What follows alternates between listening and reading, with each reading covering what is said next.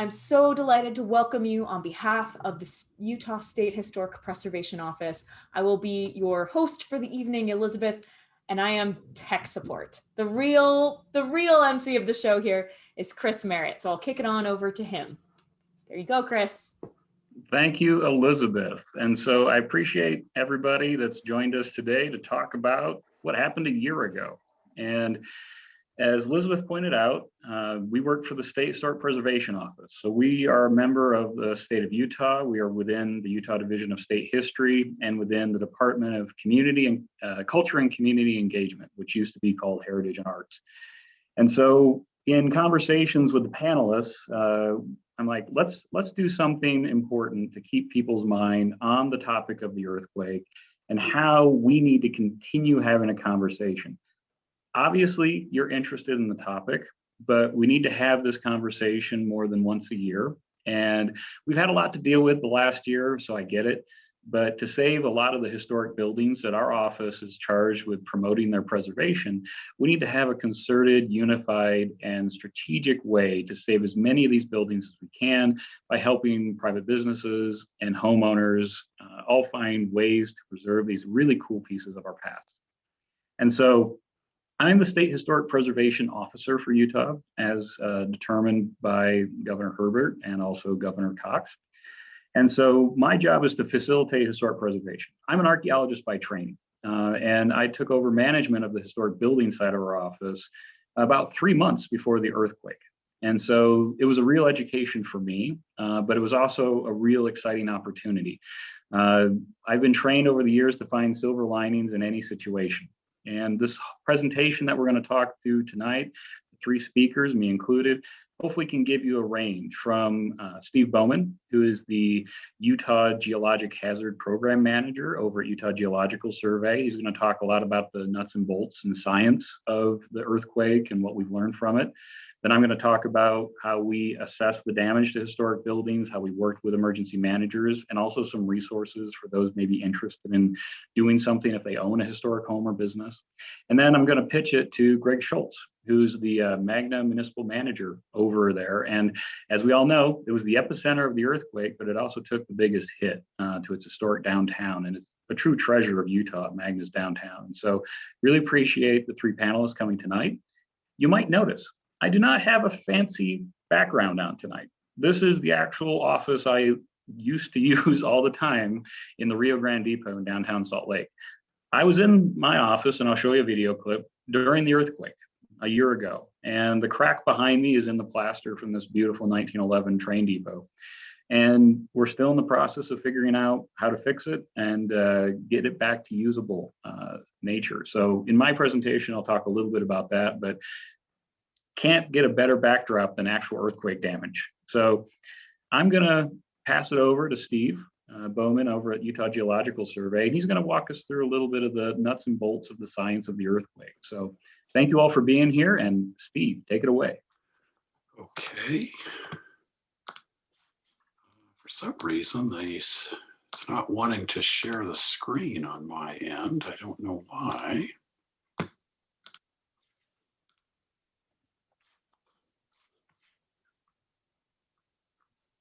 And if technology didn't throw us a curveball, it wouldn't be 2021.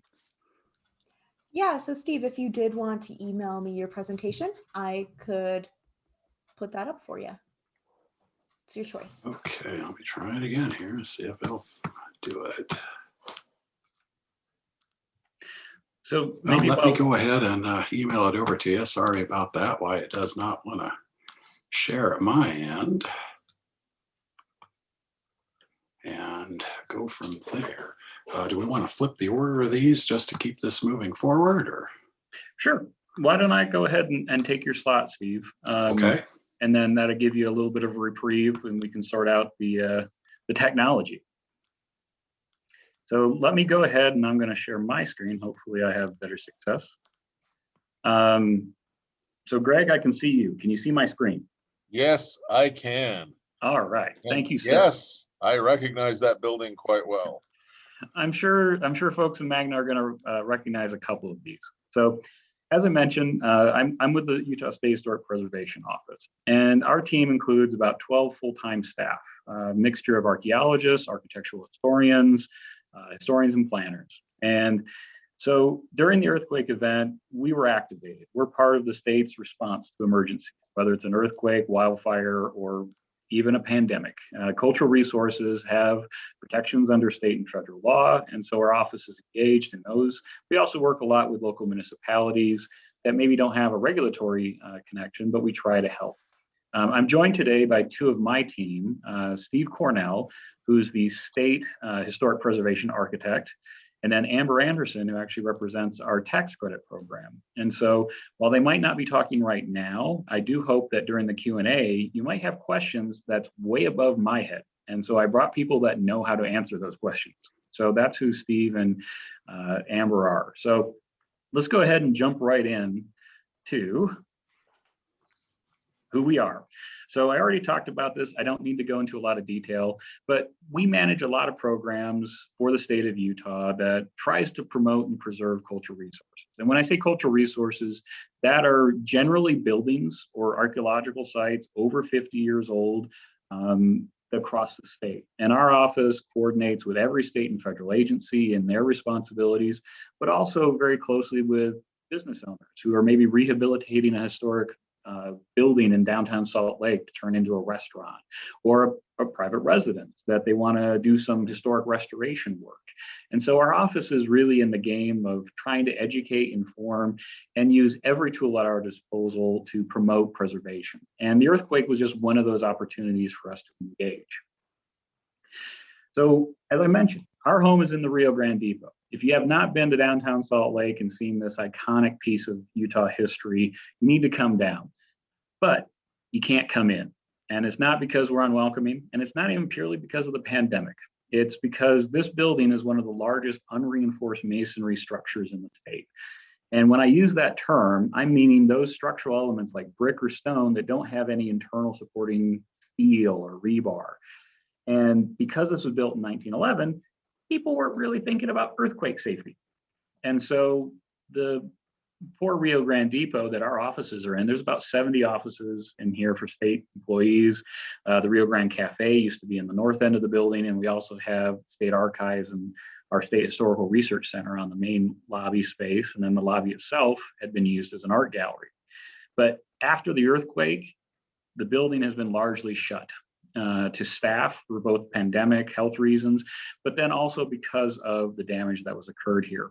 And so I want to show you a video from our security camera. So I'm an early riser. I got here at 7 o'clock, a little bit before 7 o'clock on the morning of the earthquake. And this is looking down the hallway of the south wing towards my office. And I like to include this just to show the violence that even this 5.7 earthquake actually caused on our building. And so this is basically trimmed right to when the earthquake first hit, and I'll just let it talk through. And you're going to see my butt making a sprint for the door. Now, right as I got inside the elevator shaft, the lights went out. And I want to say something really here. I'm stupid. This is the in an earthquake, is to run. But I do know that working in this building for over 7.5 years at that point, that this was a danger to me, and I knew I was the only one in the building. And I also knew that the elevator was one of the newer components of the building that was added after the state acquired it in '79. And so I thought that would be the safest place for me in the earthquake. This is stupid. Do not do what I do. I should have hunkered under my desk and waited for the earthquake to pass, then safely exit. So this is a good reminder for everybody. I'm a Michigan boy. I'm not used to earthquakes. So this was a new experience for me. And I just use this as an example of don't do this. Safety in place is really important. So after that earthquake, I went home, called my staff. We'd actually mostly been released because of pandemic and we're at work at home status. And we spent that day of the earthquake and then that following Thursday really putting together a plan of action. I've been working closely with state and federal emergency managers for years on emergency planning efforts, and earthquakes was one of those. I do credit the state a lot for taking this as a serious issue and doing a lot of trainings. And so I knew what I needed to do. Our expertise is historic buildings, and the state relies on us for that, and so does FEMA. And so during the day of the earthquake and the day after, we worked collaboratively as a team to come up with a plan. And we knew where most of the historic unreinforced masonry structures were in Salt Lake, Tooele, and Davis counties. And so my team, as best we could, we followed all the COVID protocols, and we split into 3 survey teams. Myself and Steve and a couple others went to Magna and met directly with Greg and Mayor Pay. And we just really wanted to kind of find out like what damage was there, how can we assist? But the rest of my team split through what we call the warehouse district, which is the west side of downtown Salt Lake. That's kind of where our office is. And you know it is, it's the growing redevelopment zone of downtown Salt Lake, where a lot of breweries and other businesses are being constructed. But those are large, unreinforced masonry structures. And then Liberty Wells, which is east of State Street from about 2700 South up to about 900 South. And so you all know that is largely bungalow type neighborhoods, sort of 1-story brick bungalow structures. And so we split up and tried to survey the damage. And what was really important is, in an emergency, information is critical.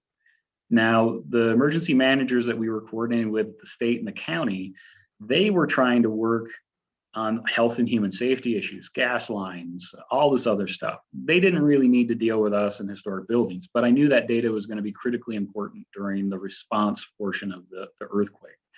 And I'm really proud of my team.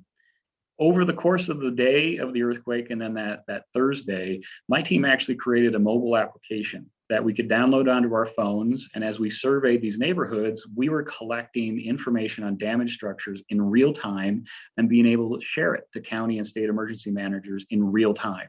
This is a pretty important step forward for us, of not having to go out and type this all into a spreadsheet and mail it. This was a real-time GIS, or Geographic Information System-based platform.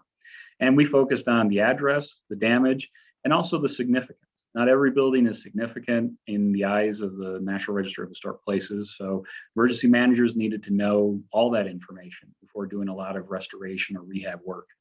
Lots of photographs, and then of course, sharing as much as we can. I was in constant coordination with the county and also the state emergency managers providing this information, and also looping in FEMA. That, yes, it was not a federally declared emergency at this point, but given the photos that we all saw on Thursday, it was going to be a federally declared emergency. It was only going to be a matter of time. So I wanted to make sure that our connections at the FEMA were also working. So let's talk about my home, the Rio Grande Depot. As you can see behind me, the repair work and seismic retrofit is not yet started. It's taken the state about a year to kind of do the deep assessment, figure out the best and most effective way to stabilize this building for the next event. But we took some damage. Not only was it the cracked walls, but paint that was encapsulated, because we're talking on a historic building, so it had to be remediated. Debris inside the roof line, and you can see the picture in the upper left, some brick actually falling from the roof line almost all the way down to the main floor, the plaster and terracotta breaking in the main mezzanine. And because we also host the State Historical Society, we have a bunch of manuscripts and books that help people in Utah learn about their history. And so we actually had some of the racks snap. Thankfully, no injuries and no major or significant damage to any of the historical objects or manuscripts we have at this building, which is a miracle. And that's what we want to prevent for the next time. Over in Magna, this is the most probably iconic business and building in Magna, and Colosimo's market, meat market. This was another unreinforced structure. It's a story and a half-ish tall, and structural damage. The parapet collapsed and the brick collapsed, exposing that sort of upper floor. Another building, or 2 buildings in Magna, is the front facade of this structure on the right completely fell off. And this is the backside on the left photo of the Magna Mining Museum. So this is, some fairly severe brick damage just from that little bit of a quake that lasted 6 seconds or less. Over in the warehouse district, I like this building just because it kind of shows the range of URM that we're dealing with. And when I say URM, unreinforced masonry, this is an adobe home. So those of you that aren't familiar with this, adobe is basically sun-fired clay that was probably got out of the City Creek mud put together in the late 19th century and made a house out of it. But during the twisting, that stucco separated from the adobe, and part of the adobe in the gable actually collapsed. This was probably one of the more dramatic photos of the structure on 4th West, right next to several homeless shelters and rescue shelters. But the whole parapet, this upper portion, had collapsed onto the street below. And in most normal days, if this had been the summer, there would have been dozens of people potentially on that sidewalk, but thankfully minimal injuries. This one was one that we called immediately when we noticed this dramatic damage. This is an apartment complex on 200 South, but you can see that brick chimney. And when you zoom in, you can actually see it started to balloon out, and it's hanging over that plaza space. And you actually see somebody walking underneath that. And so that was one of those situations where we immediately called the city and county emergency managers. Like, this is a dire risk for health and human safety, because realistically at any point that could come down. The Crane building, or where Chili Teppan is currently located, you can see this fairly major structural crack on the 2nd and 3rd stories. There's ways to fix all these things that I'm showing, but our first wave was to identify these features. And then this structure, the Septimus Sears house. This is the one building that we truly lost in the earthquake. Probably one of the oldest homes in the Liberty Wells neighborhood. And you can see it was a mixture of adobe with brick veneer. And the damage was so extensive that the homeowner had decided to demolish it after the earthquake damage, and after they had spent a long time trying to rehabilitate it from the beginning. So this is truly the one building we lost in the earthquake. And this is the story that I don't want to have to repeat. I don't want to lose any more historic structures. So because we were able to do this real-time survey, we're actually very quickly able to make maps of damaged structures. So this map shows the concentration over in Magna on the far west, and then downtown Salt Lake. If you think about Salt Lake Valley, really from Magna till you get to that Rose Park and Glendale area, the buildings are different. You know, those are stick frame buildings. They're different constructions. They aren't URM. So there's just not a lot of damage that was in between those two zones. But this is a positive. And some of you have probably known this if you're an earthquake nerd by this point. Salt Lake City worked closely with FEMA and State Emergency Management on a program called Fix the Bricks. And it was a grant program that the state received and the city received to do this pre-disaster mitigation. And what they focused on were residential homes in Salt Lake City and finding creative financial ways to stabilize chimneys, to stabilize different aspects of the foundation, to keep these buildings at least a little bit seismic retrofit using this creative solution. It was a popular program before the earthquake. And from what I read on KSL this morning when they talked to the city, it's now have a multi-year waiting list to get on this program to find ways to retrofit your home. And so part of our effort here tonight is to try to keep raising awareness to see if we could maybe expand this program to more statewide impact. I've been having conversations with FEMA on that same aspect, because this is where earthquakes and preservation meet, is we need to do some really good pre-mitigation work. And one of our great colleagues who's a volunteer for us, Lori Bryant, went around and cruised some of these areas, specifically looking at the buildings that had Fix the Bricks program impacts and looking if they survived and if they had damage. And the buildings that had gone through this program came out pretty darn good. You can see the bracing on these chimneys. That meant it didn't crash. When I show you some pictures next, a lot of chimneys were a common collapse issue. So in that day and a half of survey that we ended up doing, we identified 145 damaged historic buildings. And so those are just the buildings we identified.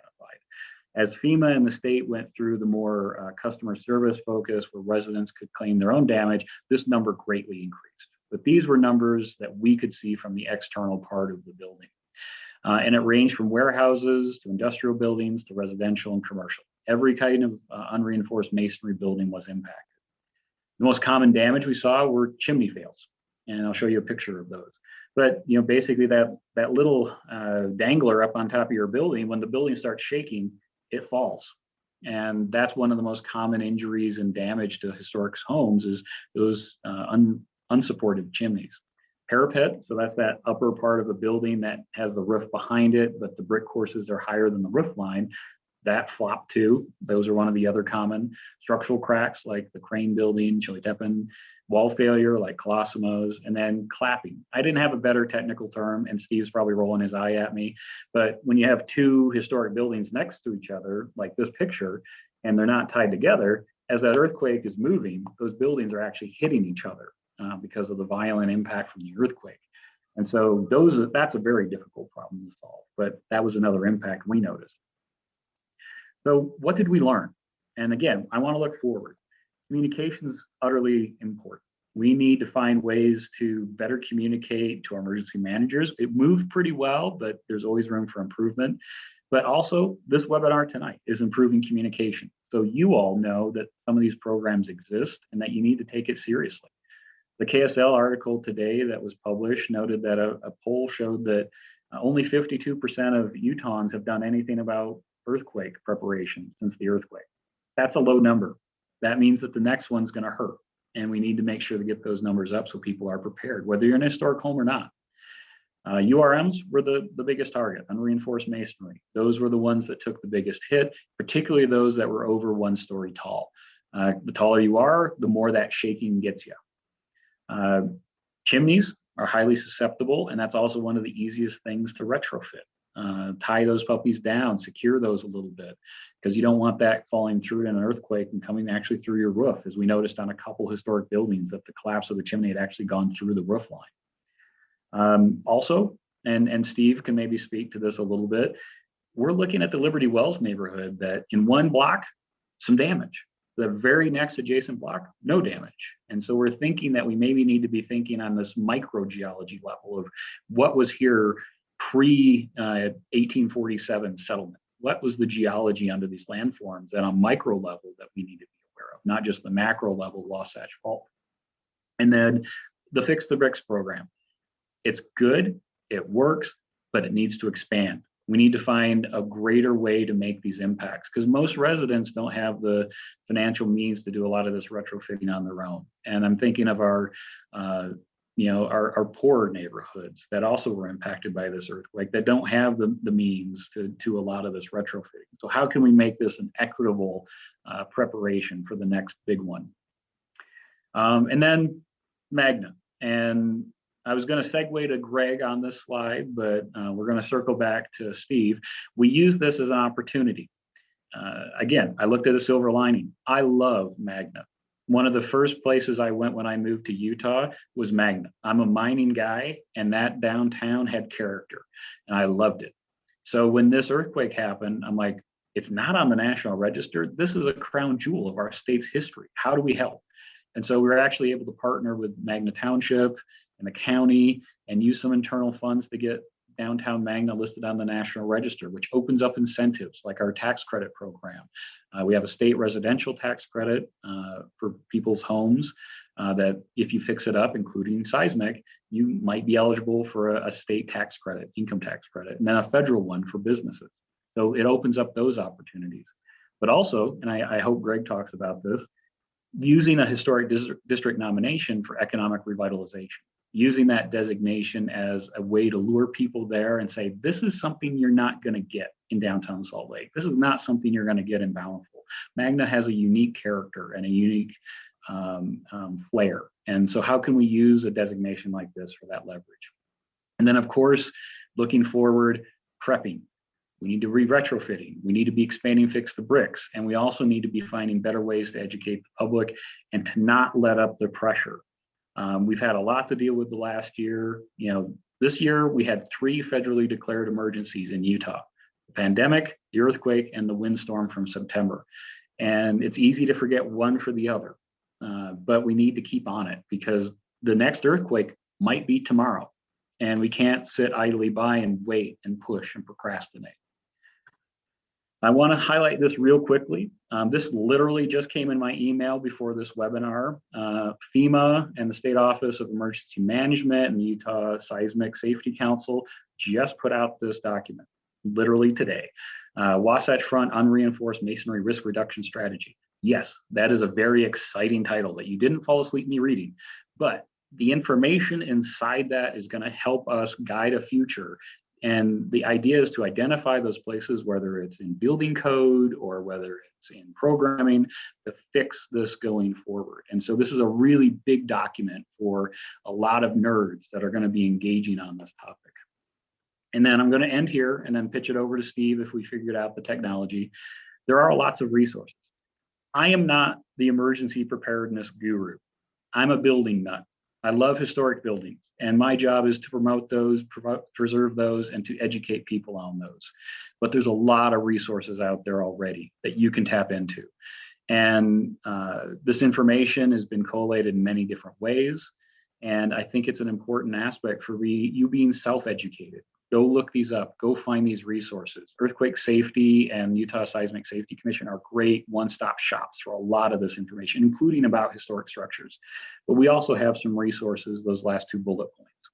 So there's a lot of education to be doing, and I hope that you guys can find that. So I think I've probably talked my 15 minutes, and so I'd love to not ignore anybody's questions, but I think we're going to hold those to the last and then flip it over to Steve if we can get that moving.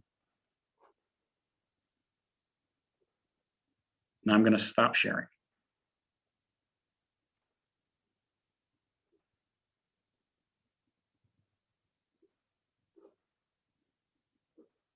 Thanks, Elizabeth, for getting our presentation up. And sorry about the problem earlier. I'm Steve Bowman. I manage the Geologic Hazards Program for the Utah Geological Survey, and we're part of the Utah Department of Natural Resources. And we work in collaboration with the Utah Division of Emergency Management that helps manage these events and helps with FEMA funding on a statewide level, and the University of Utah seismograph stations who actually measure and monitor earthquakes across Utah and the region. Next, please. And so for those that don't know, the UGS, we're part of DNR. We have several different scientific programs where we deal with geologic hazards. We create geologic maps showing the soil and rock in the ground, investigate groundwater issues, energy and minerals, and then have a pretty extensive information and outreach program. And we have our main office in Salt Lake City on North Temple at the DNR building, you can see in the picture. And we also have a small satellite office in Cedar City. Next, please.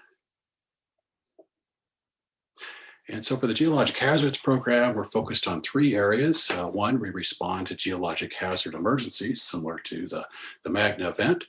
And we provide unbiased scientific advice for local governments, such as the city, incident commanders that are managing the event, and other agencies. We also investigate and map geologic hazards in urban and other areas, particularly those with high recreational use or large concentrations of people.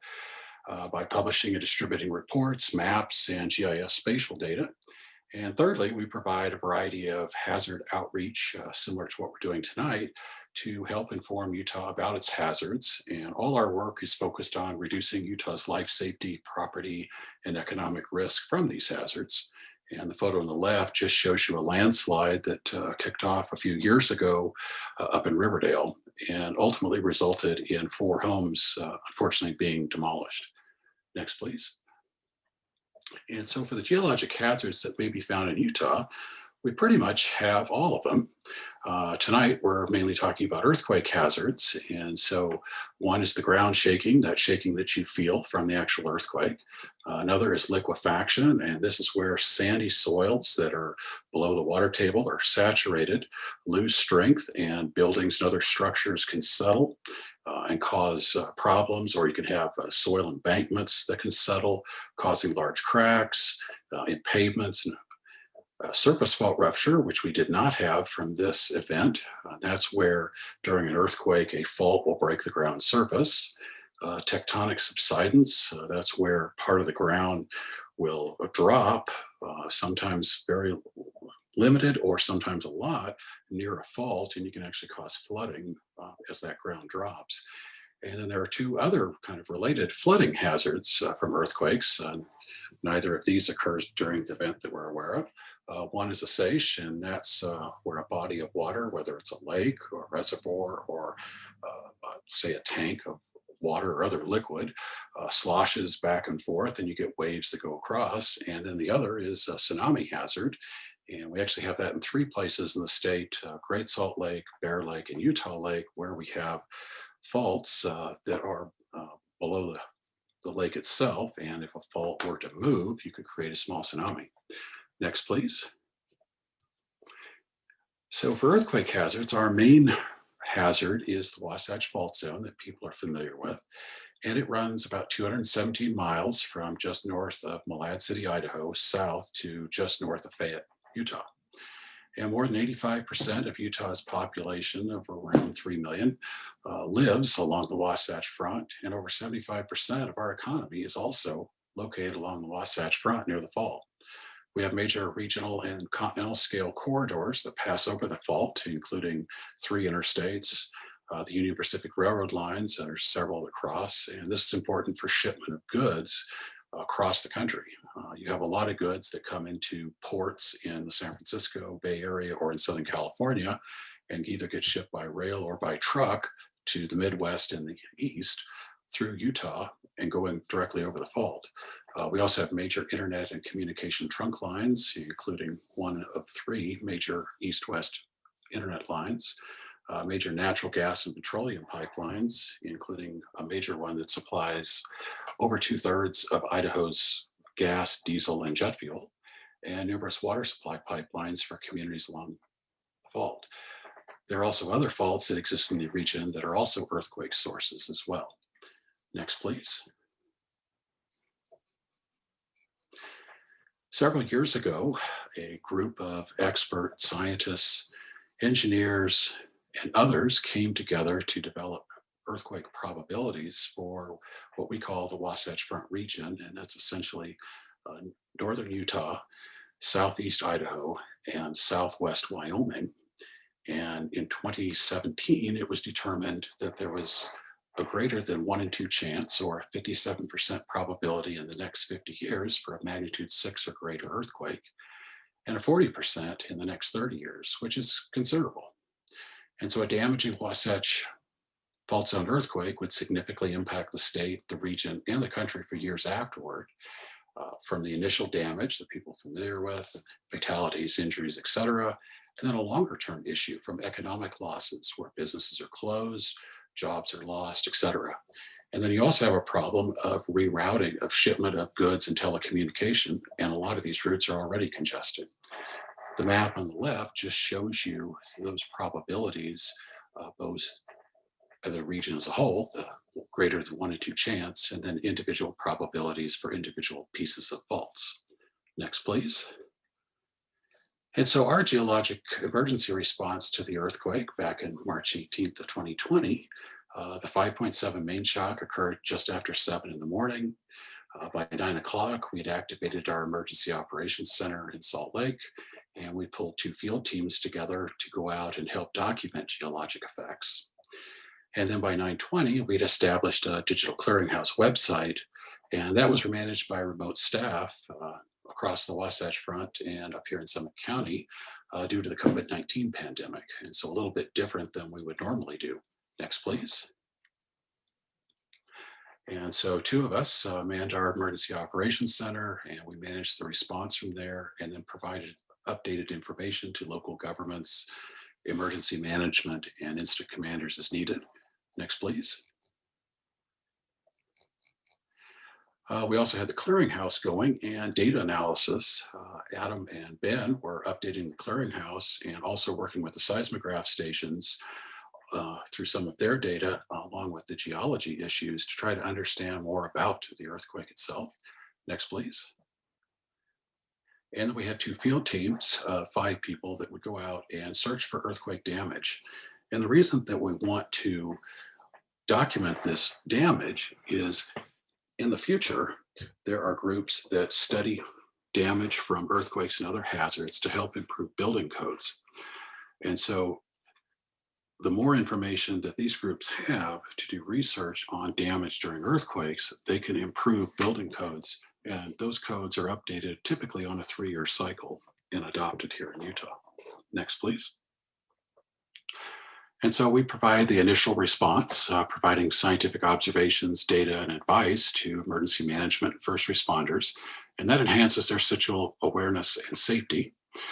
This is particularly important for some larger events like a landslide that's still moving.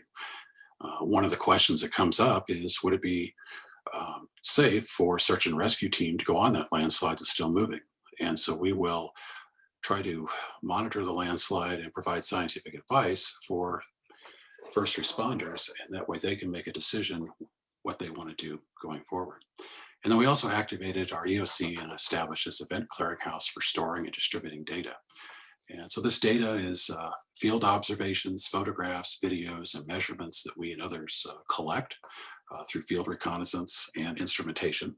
And then we also collect data from other entities as well to serve as the central clearinghouse of information. On bigger events, we would end up establishing a physical clearinghouse where people could actually meet and bring data in. But for this size, we decided to do it virtually and do it online. And we also assisted local governments, questions that they had going forward, because they don't typically have engineering geologists familiar with the earthquakes and these hazards. And so we end up providing technical assistance as needed. Next, please. Click one more and a map will show up. And so the digital clearinghouse, the first item that we added was a shake map that's automatically generated through the University of Utah seismograph stations and the federal US Geological Survey. And this shows what potential damage could be and what the perceived shaking is, as you can see in that colored band. And the picture on the right shows one of our field geologists, Rich Giroux, out near the Jordan River looking at some liquefaction. And this doesn't look like a whole lot, but if you end up having liquefaction near one of these bridge piers or abutments, you can end up either having damage where the bridge might not be able to be used, or failure if it was large enough. And in this digital clearinghouse, we now have 785 items, mainly a lot of photos, and the web address you see right there. That data is available to anyone to take a look at and download. Next, please.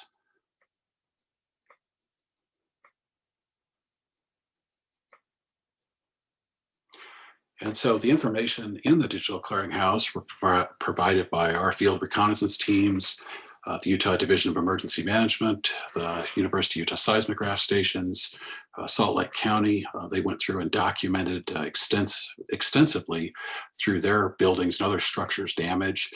Several businesses that had damage shared information. And then via social media requests that we put out, numerous private citizens sent photos and short videos of the experience through the earthquake. And if anyone has any information, even a year later that you would like to share, feel free to email that to Ben Erickson at utah.gov, and we can have that added to the clearinghouse. Next, please.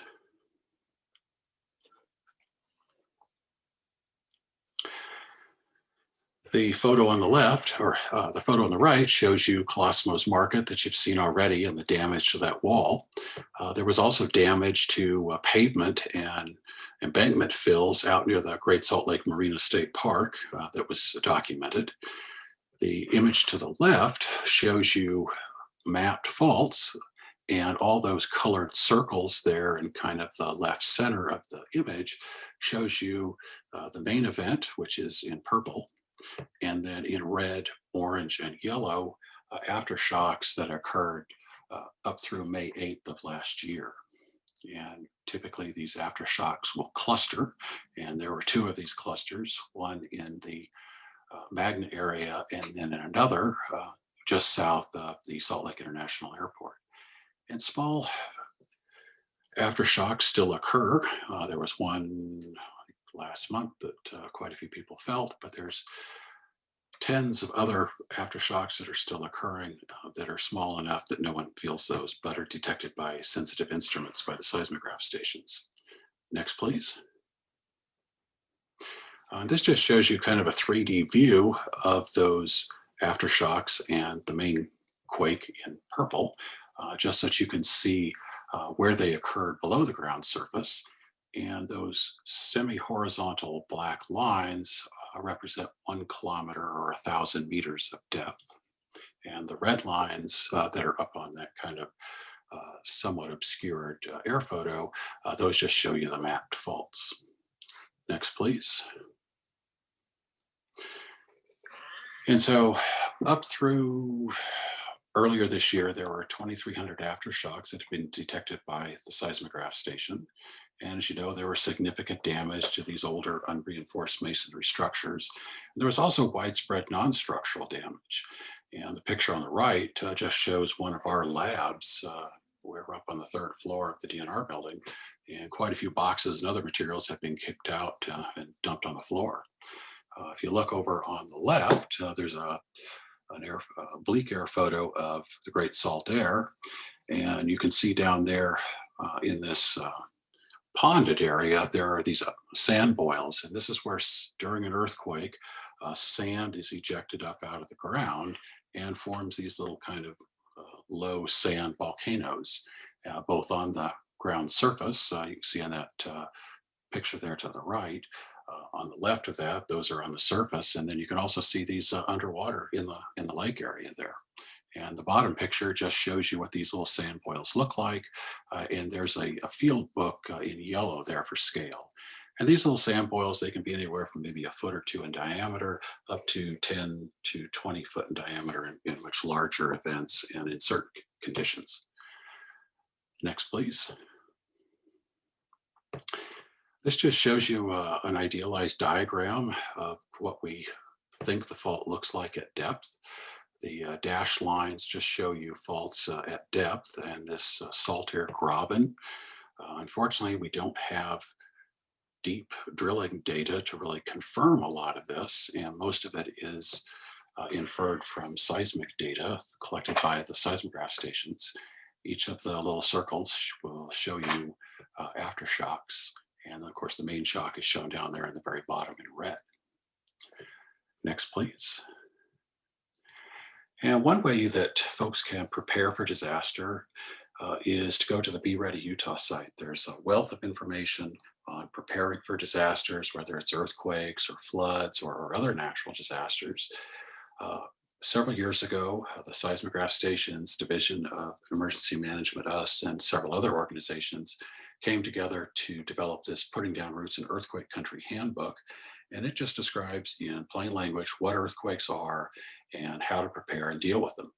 And this particular handbook is currently being updated, and hopefully next year we'll be able to release a new edition of it. Another source of information is the Utah Seismic Safety Commission. They are a volunteer group that is dedicated to helping with seismic safety in the state, and have done a lot of work with school seismic safety, the Division of Emergency Management, and then ourselves, the Utah Geological Survey. And it comes down to planning, preparing, and recovering for these events. Next, please. Another tool that we released several years, or actually last year, it's the second edition, are these updated geologic hazard investigation and report guidelines. The UGS is not a regulatory organization, but these can be adopted by local governments in an ordinance, and they include guidelines of how to conduct geologic investigations to investigate hazards such as surface fault rupture hazards and a variety of other hazards. And we've also included in this second edition a new radon gas hazard guideline, which is by far the largest killer in Utah from hazards, and also a model geologic hazards ordinance of how to enable geologic hazard ordinances and reporting and things like that at a local level. Next, please. The UGS has also been involved in a lot of geologic hazard mapping. In the map on the left, you will see some black lines. Those show faults, and then there are these kind of painted areas in colors beside them in kind of a purple and brown color. And these show you faults that we have been accurately mapping with a data set called LIDAR, and that's where a an instrument mounted in a plane, and there's a port in the bottom of the plane, and the instrument shoots billions of pulses of laser light and accurately measures the ground topography to somewhere around 2 to 3 inches of accuracy. And so we can make much more accurate topographic maps now. And using that data, then we can accurately map where these faults are, along with aerial photography and actually getting out and doing field reconnaissance along these faults. And so we've done this mapping along the entire Wasatch Fault Zone, in the Cache Valley area. We're just finishing up work in the Bear Lake, Tooele Valley, and Rush Valley areas. And also in the southern part of the state, the Iron and Washington counties, the Washington Hurricane Fault Zones, and the Severe Fault Zone as well. There's also comprehensive geologic hazard mapping that shows hazards from surface fault rupture, liquefaction, and other hazards available for the Western Salt Lake Valley, including Magna, the Cedar City and Cedar Valley area, Moab, St. George, the State Route 9 corridor between St. George and Zion, and then the more heavily used areas of Zion National Park and Glen Canyon. And there's also a Davis and Weber County radon hazard. We're also mapping landslides on the Wasatch Plateau, and that's essentially the area north of I-70 and south of US 6. And that includes a bunch of fire areas that the Forest Service is using for reclamation. Next, please. And so, one thing that people really should recognize is that we can prepare for and deal with these hazards. We shouldn't be scared of them. We just need to recognize them, come together, and deal with them. And then at the end, we'll end up having questions and discussion. And then there's quite a few questions in the Q&A, and I'll start working through those as we can. Thank you, Steve. I appreciate that. And Steve was actually the nucleus for this talk tonight, because I saw the same presentation, and it was just so informative and direct to the point. So thank you, Steve. So our last panelist tonight is Greg Schultz. He's the Magna Metro Township Administrator. So I'm going to pitch it over to you, Greg, and you can kind of give us a look at how Magna dealt with this and is continuing to work on it. And you're on mute. Okay, now I'm not on mute. Can everybody hear me? Okay, so you can definitely hear me. Rather than giving a big long presentation about everything that happened out here, I'm going to try to keep this as short and sweet as possible so we can focus on questions. As the administrator out here, I actually am a resident of Magna as well, and was actually finishing up working on morning email from my house with a cup of coffee when the earthquake hit. Very, very unnerving. But having been through an earthquake in Southern California when I was really young, I knew what it was. So it was a matter of, getting ready. Here I can go through all of I'm not going to go through all of the processes we went through in emergency management. I think we're probably more important to talk about the after effects than the during effects on this and the communication and things. But all of those things happened. Though what I will say is, Magna had three things that were in our good fortune that day. First of all things was the COVID pandemic.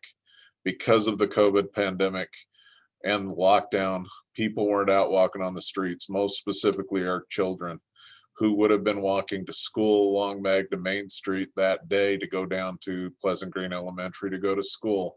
Because since they were sheltered at home, they weren't out on the street. So when the earthquake hit, we were lucky. Nobody, again, going back to good fortune, nobody died. Nobody was critically injured or anything like that, just some cuts and bruises. Very, very lucky on that. The second good fortune was we had some of the best trained professionals in emergency management already trained and working out here in our community with our Unified Fire and our Unified Police Department. Both of those entities were on the spot out here, starting to get things under control before I was even able to get down here from my house, which is only about a mile away from this from the Magna commercial district, to getting down here and starting to assess damages. They already had buildings cordoned off. They were already trying to keep traffic off of the street so that the Unified Fire and others could react to things. So having good, solid professional management that knew its jobs made a world of difference in keeping things, not only making things safe, but keeping things safe. And then the last thing was for us having this, in the after was the stakeholders, groups like the State Historic Preservation Office, Preservation Utah, the Salt Lake County Economic Development, so that as we were going through the assessment processes and so on, we had the ability to look at what had just happened, and what, more importantly, where did we need to go to start finding answers that people could implement with their properties and try to keep this historic Main Street in place and historic. And I'll say, as a guy who grew up in Utah County in the city of Orem, who today, all the places that I would have told you were historical back in the day, the only place you're going to find them is in a history book, because they don't exist anymore. That in essence is a challenge that we face out here, and we really do want to keep this unique area. So that was something that we did. Now, since the quake, because of the work of Mr. Merritt and others, we were able to get Magna Main Street on the National Registry of Historic Places in January. They were also able to help us figure out the monetization of what our contribution to the entire disaster declaration was, which has allowed some of the property owners, especially the homeowners, to get some help. And in the end, we were able to get, we're still working through processes is probably the best way to put it. But more importantly, now that as it's become a focus, we're now starting to see interest in trying to bring that area back to life. It had been essentially idled before the pandemic anyway, but now, because after the pandemic, with all the press coverage, with all of the things that have occurred out here, we've seen that change. Now, I would be greatly remiss not to bring up the fact that there has been a huge effort by the state legislature to, over this last year to kind of help us through this. The first one being the Consolidated Fix the Bricks program. It used to be something that was essentially viewed and lensed as a Salt Lake City item. We're trying to we've offered our assistance and offered our ability to become a part of that program as well, because realistically, we don't believe FEMA knows how big Fix the Bricks needs to be in this state. I can tell you on Magna Main Street, I can't point to a building that doesn't need some amount of reinforcement of its fascia to keep it from, becoming damaged or destroyed in the next quake. The other challenge we have out here is we have a substantial amount of unreinforced masonry residences, and the challenges there. And one of the biggest challenges that we had out here with those was we've got a lot of folks out here who don't know, A, they're living in one, and B, what things they could do to try to make that house better equipped and better, more stabilized in the, to possibly take on the next earthquake. So I know that there's been discussions at the legislature on that. They didn't go as far as it probably should have this year.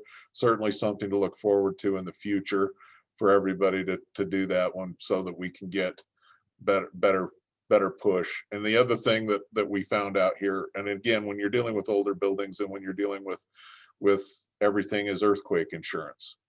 It's kind of interesting that we have a national program for flood control, but no national programs for earthquake and earthquake resiliency, really, to speak of as far as the insurance component.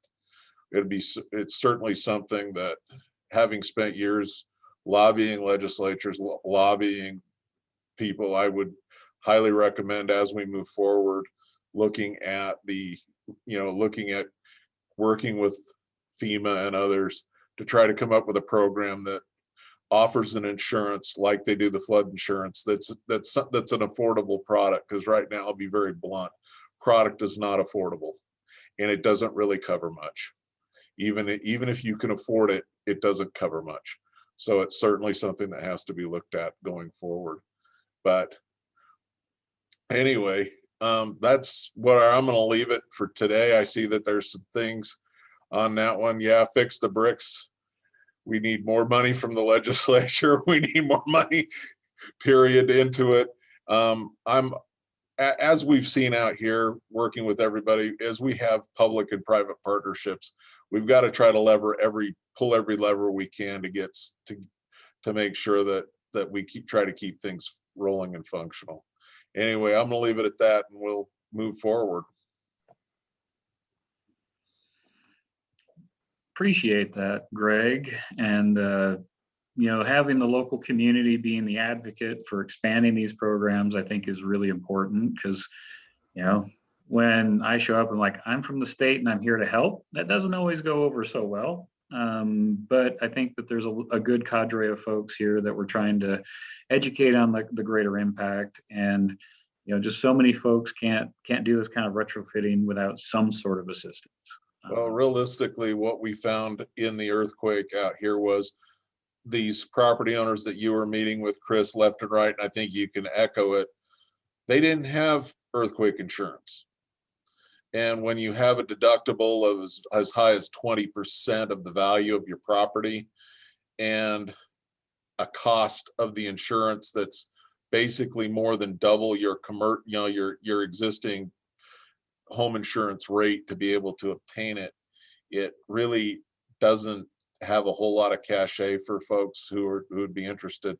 But if you go look at flood insurance, and with that NFIP, it's one of those programs where all of a sudden something that had very high deductibles and a very high cost now has been dropped down into something far more reasonable.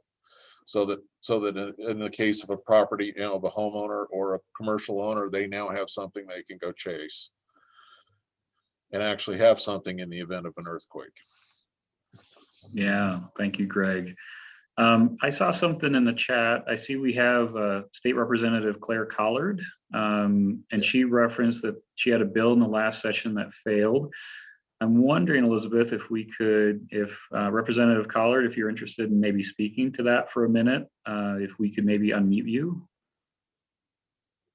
Hello, can you hear me? Yes. Oh, great. Thank you so much. I won't take very long. We had a bill, it was House Bill 366, which basically would have allocated some funding to the Utah Seismic Commission for educational purposes. It failed. I think there's a lot of, there's a huge appetite for the information. However, there's a lot of miscommunication, and people just don't really understand. Most of the residents in this district, I'm sitting in Magna with, I'm a Magna resident and I represent Magna. Most of the residents didn't even know that their homes were unreinforced. So we're dealing with that to begin with, and then we're dealing with people who, it's a costly enterprise to retrofit your home. And the Fix the Bricks program has done a tremendous job, but it's very limited in scope. And as you mentioned, a tremendously long waiting list. And retrofitting 25 or 30 homes a year is just not going to cut it. So we know we need to work with FEMA. I've been working with emergency management here within the state, and working with Brad Bartholomew. And the responses that we received were very varied in the legislature. Many of my colleagues were extremely concerned with the issue, but just didn't see the urgency to it. We were told things like, well, people can move. And, that's just, okay, so people can move, but we have a housing shortage, and an affordability issue here in the state of Utah. These homes will always be occupied regardless. And typically these residents don't have the funding to just retrofit their homes. So we know that we have to work on that, and we will be taking that to interim this summer, and we'll continue to work on that. I would love to see the program expanded statewide. That's what I'm going to work on. It's one of those things where there's just a lot of education that needs to take place, and the urgency of it. The fact that we have, 97 or 98,000 unreinforced masonry structures here in Salt Lake County and almost 200,000 in the state is sobering. Where, we're dealing with people's lives. And we were very fortunate last year that we were in lockdown and we didn't have many more people hurt. So that's kind of it in a nutshell. Whatever help you can give me, I would appreciate it. Appreciate that, Representative Collard, and we appreciate your efforts. And yeah, there's a lot of folks that can't afford to move and can't afford to retrofit. So how do we find ways to help? Okay, thank you so much again.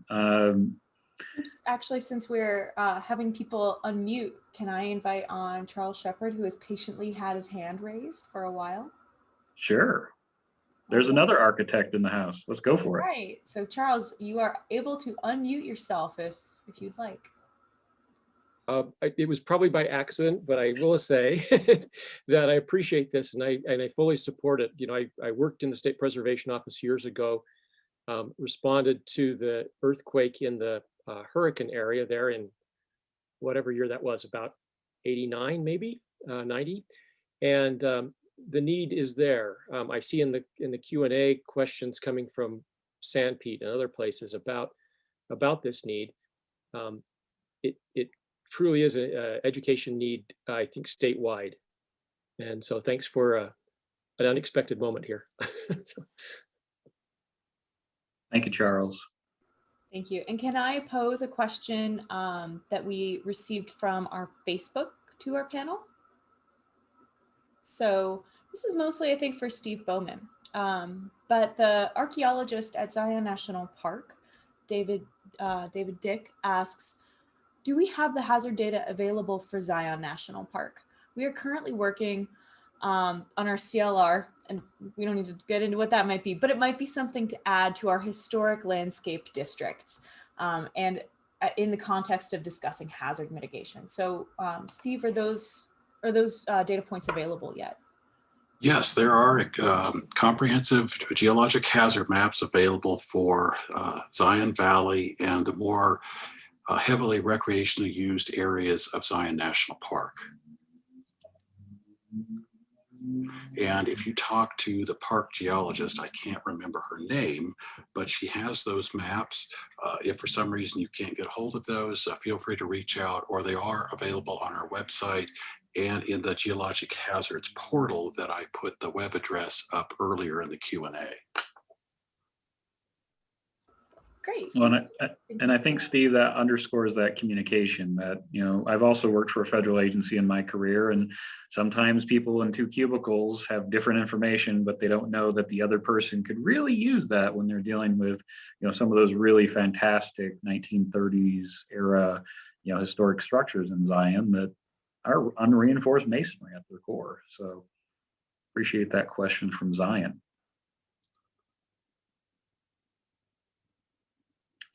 Maybe if there's a lull in the questions, I'll ask Steve Cornell, our preservation architect, if there's anything that he would like to mention from an architectural preservation perspective of kind of how he viewed the earthquake.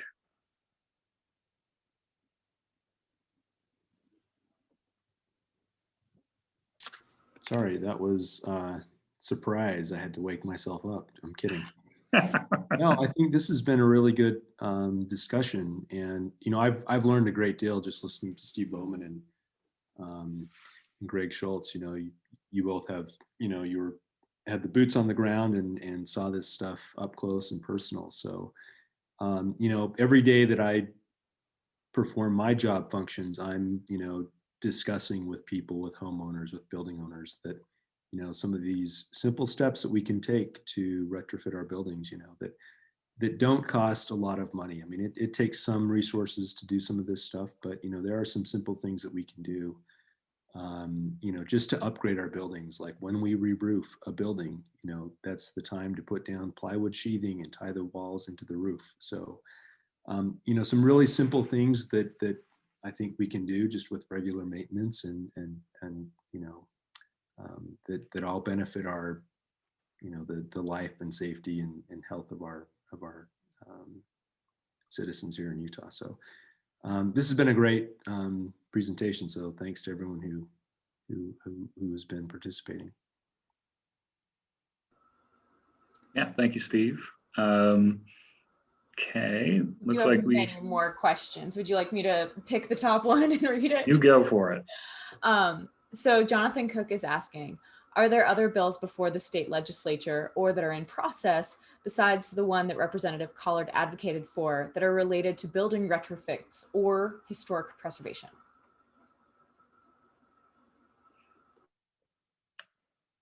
That's a really good question, and I don't know if I fully have an answer for it. We do know in the past legislative cycle, there was a program called Main Street that was created that does provide facade grants and other grants to historic buildings and main streets. And some of that work would be eligible for, seismic kind of projects. But as far as other bills, I don't know any, and I don't know if Representative Collard recognized any, but I kind of feel it was with so much on the plate of the legislature this year that it probably got somewhat missed. Well, yeah, there really wasn't any. One of the bills of high concern was actually House Bill 98. I know from a municipal administrative side of things, that particular bill, as far as the way it treated kind of what I'm going to call the fix it now and then come back and ask for your permit later concept that they were running with inside of there. We were lucky enough to get commercial structures off of that particular list of things for after an earthquake or other natural disaster. One of the challenges though going forward is you're going to have homeowners, especially some of these homeowners with unreinforced masonry, who think they may have fixed a problem, call to get their permits, and inspections done after the fact without getting the initial upfront look. And unfortunately, I have a feeling we're going to have when that day happens, you're going to have a whole bunch of surprises occur where they walk in and go, well, you fixed the wall, but now we got to take the wall down, reinforce the wall, and put the wall back because we found structural damage inside the wall. So those sorts of things are of a concern going forward that everybody's going to need to look at, across the gamut, and especially with historic districts. Thank you, Greg. And I also see a comment that Representative Stoddard had a URM real estate disclosure bill that was tabled, but we'll get further discussion during the interim session, HB 214. So thank you, Michael, for putting that in the chat. Mm-hmm. Yeah, I was going to mention Representative Stoddard's bill as well. We have a lot of support from the Association of Realtors, the Utah Association of Realtors. Representative Stoddard's bill is a disclosure bill that was tabled, and we'll have to see where that goes. But as I mentioned, we're planning on taking these issues to interim because it's such a critical issue. Agreed. Thank you. And Steve, I see you're typing an answer, but I do want to highlight Carter Williams's question. How have the recent findings that the Wasatch Fault is shallower than previously believed factor into the risk for historic buildings being damaged or destroyed by a major earthquake? I think that's really interesting. Well, there has been work on that particular topic. And about every 3 years, the U.S. Geological Survey, kind of the federal analog to us, issues a new national seismic hazard map. And that map is incorporated into the latest international building code. And typically those get adopted every 3 years here in Utah. And so as more information comes in about past earthquakes and how earthquakes occur and different issues like that, these maps are updated. And so new buildings are designed based on the information in these maps. And so a structural engineer could use that data and do an evaluation of a historic structure and give an evaluation and opinion of how that structure would fare in an earthquake.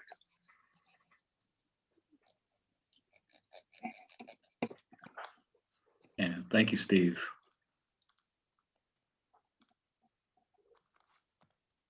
Looks like George Zinn has one here that says, why not have regular checkups of older structures every year or several years to look at stability and aging? It's a good idea. There'd be two questions on the administrative side of that concept. The first one would be what happens, is how do you pay for it? Knowing that it's going to cost the municipality that's going to do those reviews an awful lot of money to have somebody who's just going out cycle after cycle after cycle reviewing those structures. It does cost a lot of money. It is not cheap to find a structural engineer with a certification in unreinforced masonry. The other challenge is, it's expensive, but really comes down to who ends up paying for that. Does it the property owner that's owning this building, who generally out here wouldn't be able to probably afford that at this time? We may see that change at some point, but right now they couldn't. Or does the municipality absorb that cost? And again, if they absorb the cost, they're going to have to try to find ways to make that work under a budget. And that could be, some cities may have that kind of money. I can tell you right now, we don't.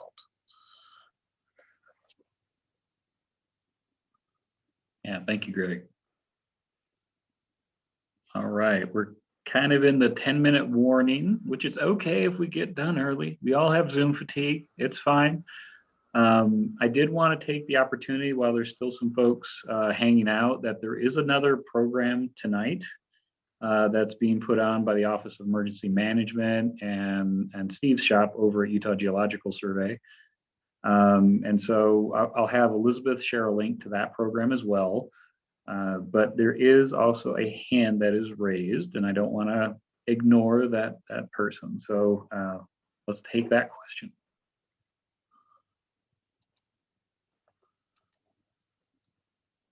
Okay, Mark. Yes. Eliason? I want to go back to Claire Collard's comments a little bit about talking about people that don't know they've got damage. My house was built in the 1890s, and I had some foundation damage.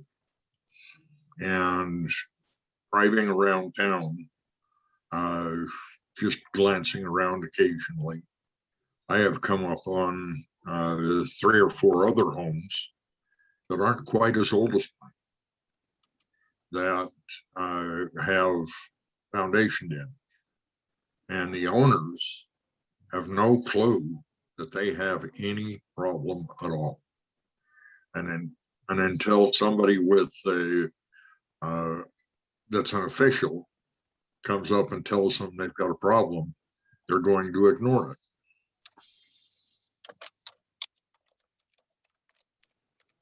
Yeah, if I can just, Mark, thank you for bringing that up.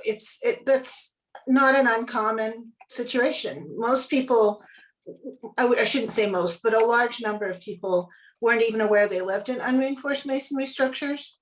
And part of the resistance that I was up against in the legislature, because we were trying to get funding that would have been for educational purposes to bring the attention to the fact that these structures were weakened and can be further weakened by additional seismic activity. And, you know, part of the resistance to that was, what do we do?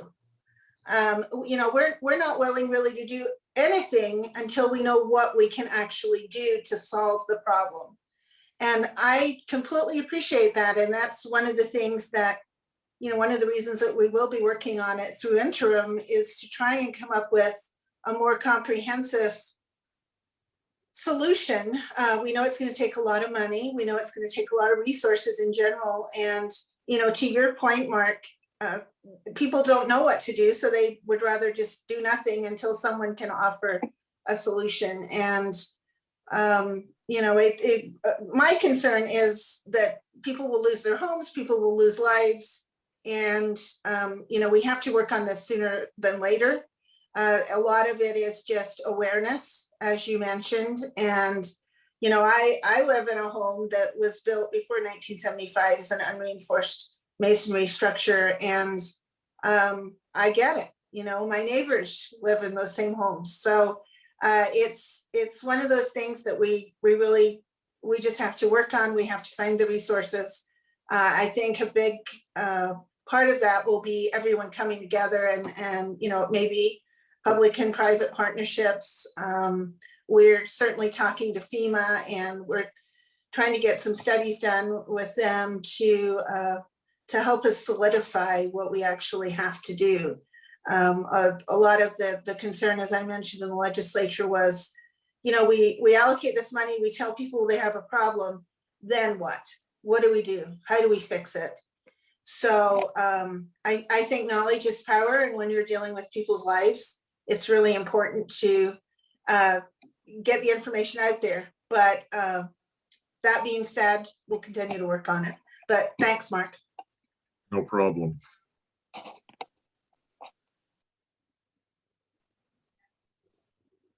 Okay. Looks like there's one question that Steve is answering. What are the chances of things falling in our homes, injuring or killing us?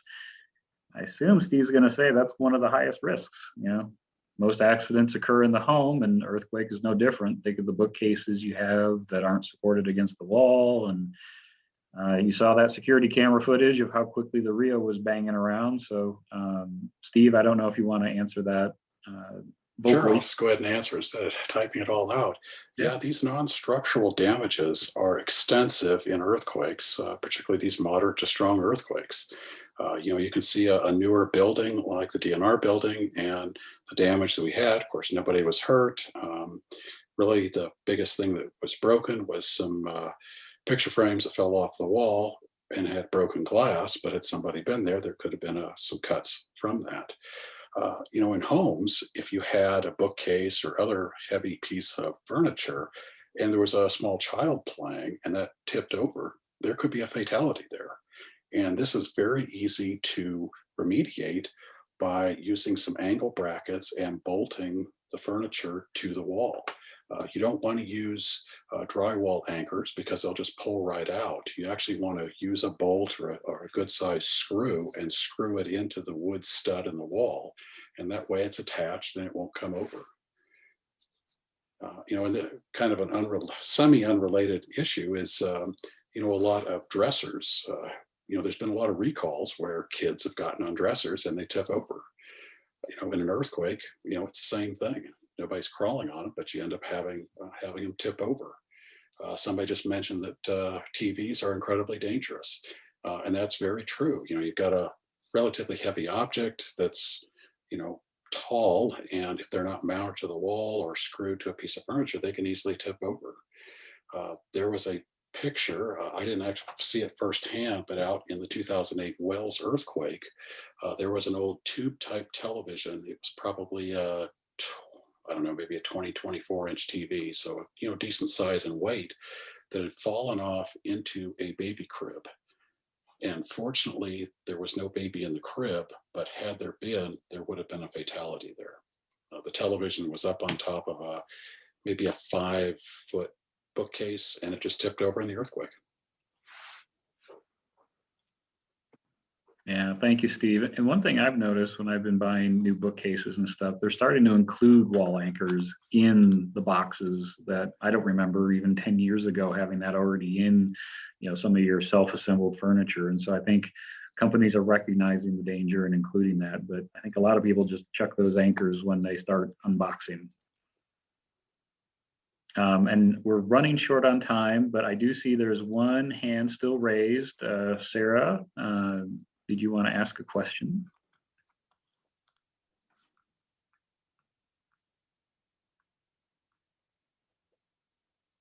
Yes, so I represent the Magna Chamber of Commerce, and I just wanted to give a shout out to our representatives locally. I know Trish Hull was someone who represented our municipality on news, and she did an excellent job and she got the information out. I think our biggest thing is that communication is key to how we move forward.